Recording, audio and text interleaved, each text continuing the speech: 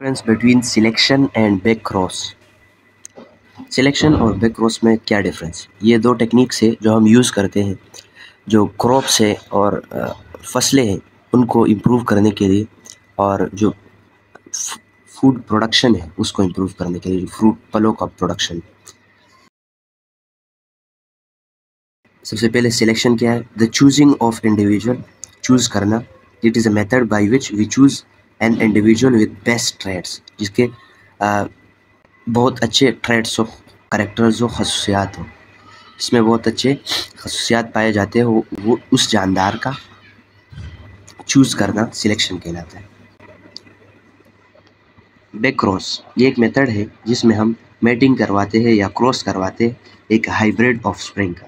Hybrid offspring के आगे offspring का मतलब मैं ले सकता हूँ बच्चा, और हाइब्रिड का मतलब है ऐसा बच्चा जो ऐसे माँ बाप से पैदा हुआ हो, पेरेंट्स से पैदा हुआ हो, जिसके कैरेक्टर्स एक दूसरे से डिफरेंट हो, उस बच्चे को हम हाइब्रिड ऑफस्प्रिंग कहते हैं। अब इस हाइब्रिड ऑफस्प्रिंग का क्रॉस करवाना एक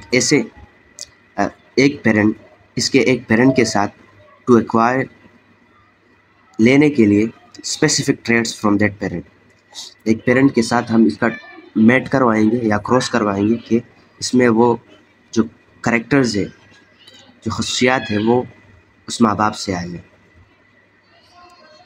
उसके बच्चे हैं। अब इसका पर्पस क्या है? सिलेक्शन का पर्पस है it is use to improve overall population. इसे यूज़ किया जाता है पूरे पॉपुलेशन को इम्प्रूव करने के लिए। अब जो ये जानदार हमने लिया, इसको हम अब सारे जो ख़राब ट्रेड्स वाले पौधे हैं उसके साथ हम मेट करवाएंगे, जिसकी वजह से जो हमारा सारा पॉपुलेशन है, आबादी है, वो उनमें सारी जो बेस्ट ट्रेड्स है वो आ जाएंगे। इससे हमने पूरे पॉपुलेशन को इम्प्रूव किया। अब जो बैक क्रॉस है, इसका क्या पर्पस है? Use to strengthen desire traits. इसको यूज़ किया जाता है मजबूत करने के लिए जो डिज़ायर्स ट्रेड्स थी जो उसके माँ बाप में, उसको स्ट्रेंथन करने के लिए या फिर री इंट्रोड्यूस करने के लिए, दोबारा से जो अगली जनरेशन है उसमें डालने के लिए हम इस प्रोसेस को यूज़ करते हैं।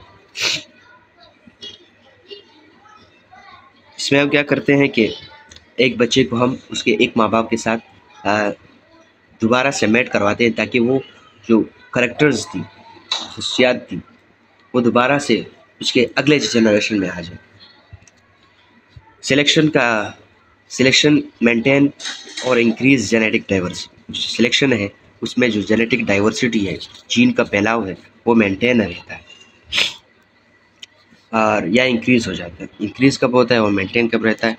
जो हमने ट्रेड्स वाले ऑर्गेनिज्म लिए, बेस्ट ट्रेड वाले, अगर हम उनको एक दूसरे के साथ क्रॉस करवाएंगे तो जो जेनेटिक डाइवर्सिटी और मेंटेन रहेगी, जबकि जब हम उसे और जो जानदार है जिनके ट्रेड्स ख़राब थे उनके साथ क्रॉस करवाएंगे तो ये हमने डाइवर्स किया, इंक्रीज़ किया, जेनेटिक को, जीन को डाइवर्स किया, अलग अलग जीन के साथ मिलाया।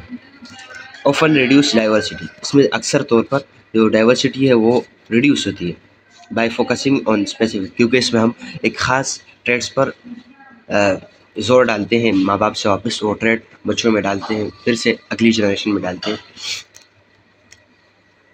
तो इसमें डाइवर्सिटी है, वो जेनेटिक डाइवर्सिटी है, वो रिड्यूस हो जाती है। तो डिफरेंस है वो है, इसमें जो सिलेक्शन है इसमें इन्वॉल्व होती है एक लार्ज आबादी, पॉपुलेशन इसमें इन्वॉल्व होती है, जबकि जो बैक क्रॉस है इसमें ज़्यादातर जो स्मॉलर ग्रुप है वो इन्वॉल्व होती है। बैक क्रॉस समझाता हूँ डिटेल से। बैक क्रॉस में हम क्या करवाते हैं, हम दो डिफरेंट ऑर्गेनिज्म का क्रॉस हो जाता है, जिसकी वजह से एक हाइब्रिड ऑफस्प्रिंग पैदा हो जाता है। दो ऐसे पेरेंट का क्रॉस हो जाता है जिसके कैरेक्टर्स, जो खसूसियात है, वो एक दूसरे से डिफरेंट, जिसकी वजह से एक हाइब्रिड ऑफस्प्रिंग आ जाता है। हाइब्रिड ऑफस्प्रिंग वो ऑफस्प्रिंग जो डिफरेंट खसूसियात वाले माँ बाप से पैदा हुआ हो। अब ये ऑफस्प्रिंग आ गए। अब हम चाहते हैं जो उसके एक पेरेंट में जो खसूसियात थी, जो ट्रेड्स थे, हम चाहते हैं कि वो तीसरे जनरेशन में भी आ जाए।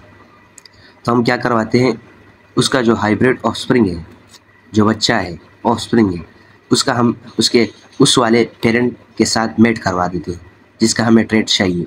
तो जो तीसरा जनरेशन आता है उसमें भी वो ट्रेड्स मजबूत हो जाता है, वापस आ जाता है।